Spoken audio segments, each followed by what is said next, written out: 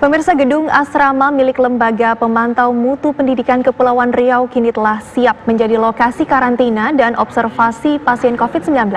45 kamar disiapkan untuk menampung maksimal 90 pasien. Informasi selengkapnya kita akan bergabung dengan juru bicara gugus tugas COVID-19 Kepulauan Riau, Bapak Cecep Yudiana. Selamat sore, Pak Cecep. Selamat sore, Ibu.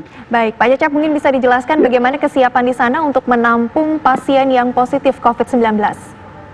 Betul, kami sudah menjajaki dan kami sudah melihat bahwa sangat-sangat tepat LPTM tersebut dijadikan sebagai tempat karantina, mengingat satu, jarak tempat tersebut jauh dari pemukiman, kemudian fasilitas yang sangat lengkap dan memadai, sangat bagus untuk lokasi pengkarantinaan. Dan hari ini LPPM tersebut akan ditempati oleh 10 orang kasus pertama, ya, positif pertama yang akan kita tempatkan di sana. Karena pada hari ini kita mendeteksi 6 warga negara Ukraina yang terdeteksi positif corona bersama 4 orang lainnya yang saat ini masih menunggu hasil. Tapi kita sudah sepakat bahwa 10 orang pertama ini akan kita tempatkan di LPPM tersebut. Baik, berarti 10 penghuni pertama ini 6 diantaranya adalah warga negara asing, begitu Pak Cecep ya? Ke-10-10-nya warga negara Ukraina. Ya, oke, ke-10-10-nya warga negara asing, 6 yang sudah positif dan 4 masih menunggu hasil, begitu Pak Cecep ya? Iya, betul. Baik. Ini kami lakukan karena fasilitas karantina yang kami miliki di Rumah Sakit Raja Ahmad Tabib pada saat ini sudah penuh, menampung 20 orang gitu ya. Sehingga kita harus mencari tempat alternatif lainnya. Sementara kita juga punya Rumah Sakit Galang pada saat ini yang memiliki 360 tempat tidur. Pada saat ini sudah dihuni oleh hampir 300 orang yang harus kita laksanakan karantina di sana. Di antaranya sudah dipastikan di sana 60 orang positif COVID. Sementara yang lainnya masih menunggu. Mereka ini adalah sebagian besar dari PMI atau pekerja migran Indonesia yang kembali dari Malaysia. Lantas kita sambil menunggu hasil swab, kita karantina di Rumah Sakit Galang tersebut. Baik, dengan fasilitas sendiri seperti apa Pak di gedung asrama yang digunakan untuk karantina ini? Jelas tempat tidur memadai, kemudian ada kamar mandi di dalam kamar itu sendiri.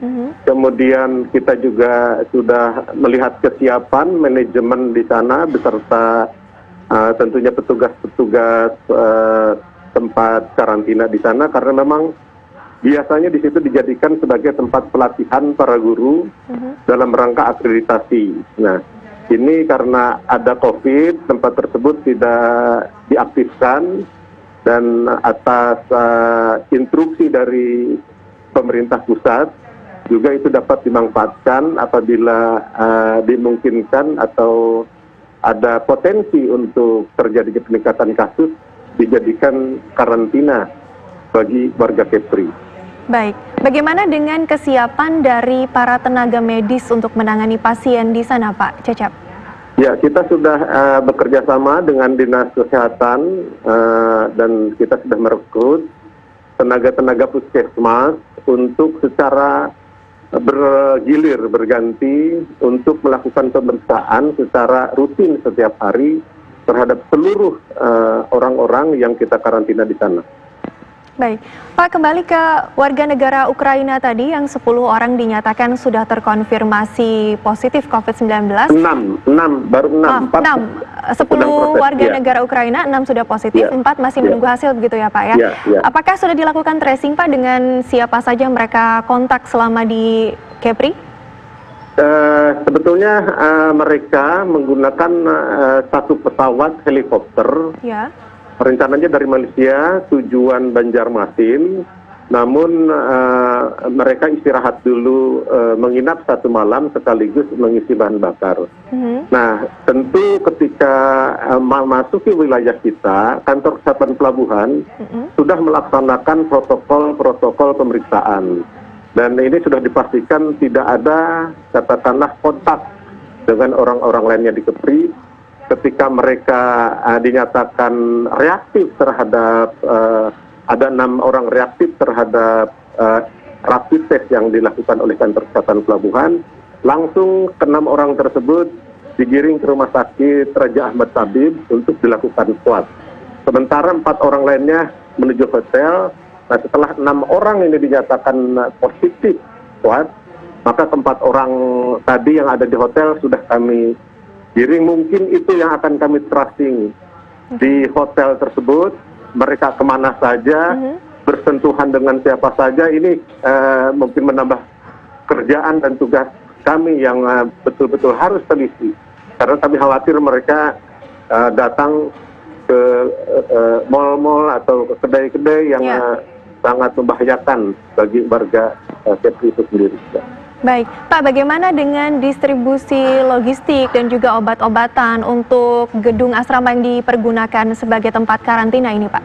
Iya, kita masih, memang gugus tugas ini seharusnya sudah dibubarkan, namun karena masih memerlukan ternyata tugas-tugas berat seperti ini, akhirnya gugus tugas yang hampir dibubarkan tersebut kembali kita aktifkan. Dan kita sudah memiliki tim-tim memang yang sudah terbentuk, dan mereka inilah yang membagi tugas. Apakah itu tugas medis, distribusi logistik, dan kita bahkan sudah menyusun menu-menu makanan yang akan yang perlu dibuat untuk penderita atau kasus-kasus yang kita karantina di sana. Bahkan lebih jauh dari itu, kita juga sudah menyiapkan instruktur senam, karena aktivitas olahraga juga harus dibangun di sana, termasuk tentu memberikan suasana nyaman, gembira kepada mereka agar mereka di sana tidak stres. Baik, Pak Cecep, mungkin satu pertanyaan terakhir. Kita tahu beberapa hari lalu Gubernur Kepri juga sudah dinyatakan terkonfirmasi positif COVID-19. Sudah dilakukan tracing, Pak? Dengan siapa saja beliau melakukan kontak, mungkin dengan keluarga dan juga rekan-rekan kerja, begitu, Pak? Iya. Baik, dari beberapa rangkaian acara, tentu kita sudah mempersiapkan tempat tracing dan mempersiapkan untuk melakukan swab massal yang tentu yang ada kontak erat dengan beliau atau rombongan. Dari yang kita kumpulkan di Tanjung Pinang lebih dari 1.000, mungkin sekitar 1.100 sampel. Kemudian di Batam ada sekitar 50 dan di Jakarta pun 50. Yang menarik dari Jakarta, alhamdulillah ke-50 orang yang sudah di swab itu seluruhnya negatif. Namun yang untuk di Tanjung Pinang dan Batam yang ada kontak erat dengan aktivitas rangkaian kegiatan Bapak Gubernur, sampai saat ini ada 17 orang dinyatakan positif. Tapi itu baru sekitar 50% saja sampel yang baru dapat diperiksa di wilayah Provinsi Kepulauan Riau. Kita masih menunggu sekitar 500-600 sampel lagi. Mudah-mudahan ini tidak berkembang.